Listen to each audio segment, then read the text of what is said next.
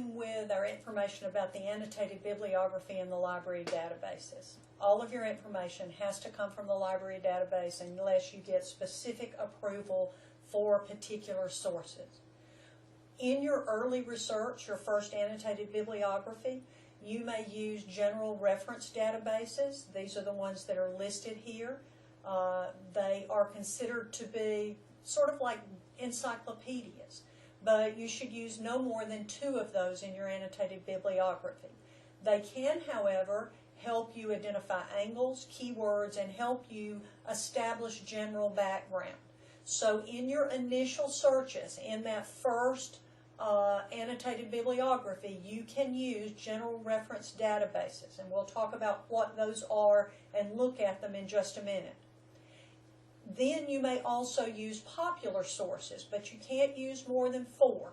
So now we have 4, 5, 6. That means we need 4 more sources that are going to be scholarly. Let's look at what the popular sources include. They are current issues and hot topics, newspapers, and popular magazines. Those are things that you can look at as sources of information that help you formulate your idea. But then by the time you get to your 3rd set, your last set, you need to be looking at scholarly sources. One of the things we talked about earlier was the fact that you need to identify the opposition. So it may be in your early research you want to identify opposition.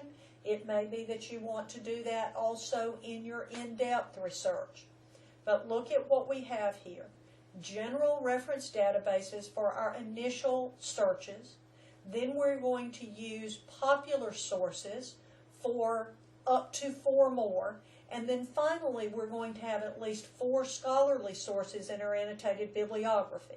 And those are ones that you'll want to use as you have formulated your idea and you want to look at it more in depth. Notice what it tells you to do to locate scholarly sources.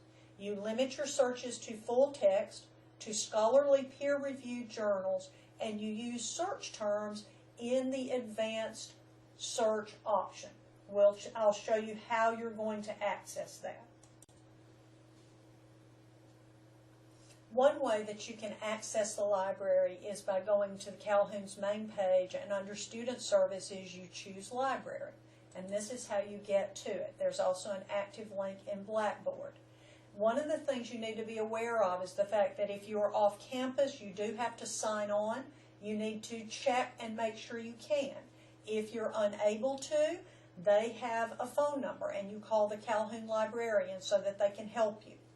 Notice what we have here. We have a variety of databases. Now, you obviously can still use books. There are electronic books so that you can use those, but you're not required to use books.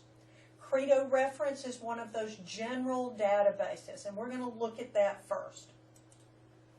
When I click on Credo Reference, this is where I come.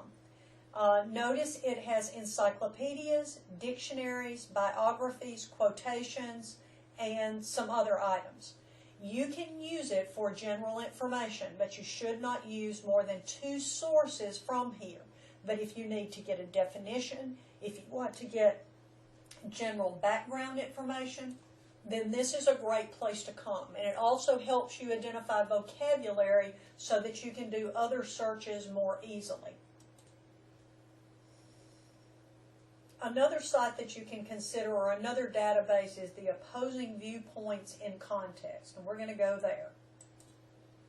Opposing Viewpoints in Context gives you the pros and cons of particular issues.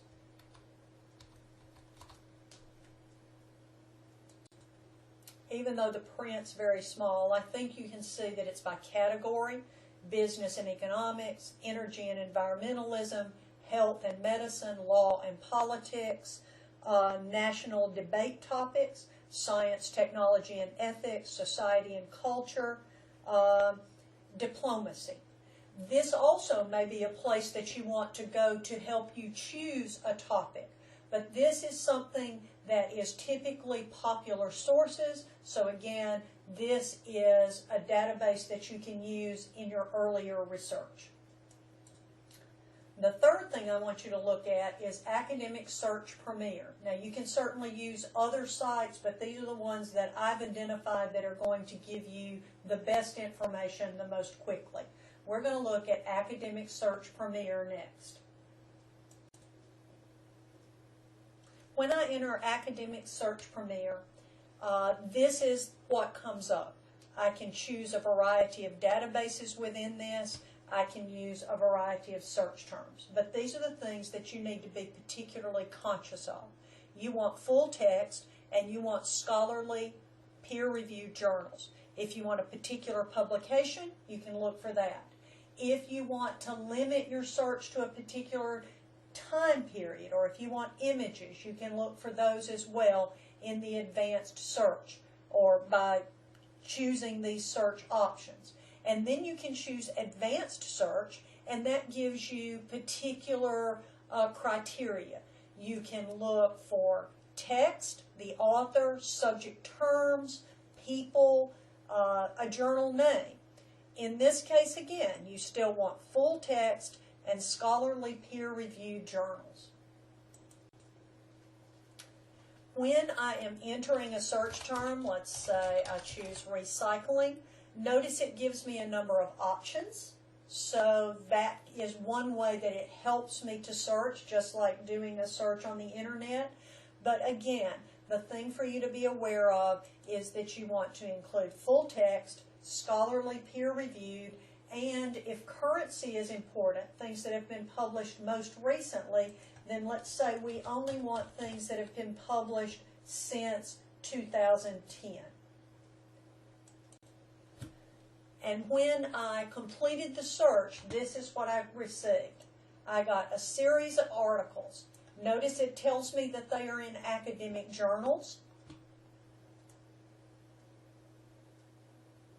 because I reduced or I specified that that was what I was looking for. Notice that it tells me where it came from, the author's name, the volume, issue number. We'll talk about how to deal with that a little bit later. Notice also that it will allow you to download a text, so rather than simply having an internet option, you can actually download the text itself. But a good idea, these are called abstracts. That is, they give you a brief summary of the article. You may not use the abstract as your summary, as that is plagiarizing, but you certainly can look at the abstract to determine whether or not this particular article is going to be beneficial to you in your research. You don't want to waste time on articles that have no benefit for you. And notice that you can also have folders. You can come back and look at that information again. If you need information about that, you can certainly go to the library website, and you can also contact the librarians for help. One final thing I want you to notice is that it tells me how many results I got. So I have over 1,000 results. And if I want to limit that, then I want to see about, let's say, recycling glass, then it's going to give me fewer results. Now I have only 28. And in that case, and it tells me how it's used, it gives me other information. But again, I'm still limited to scholarly journals, things that have been published since 2010, and I have full text of all of them. So when I want to search for scholarly journals, I want to come to Academic Search Premier. I want to give it an advanced search so that I can limit my results. I want a full text, and I want scholarly peer-reviewed journals, and then I can limit my publication date if that's valuable to me.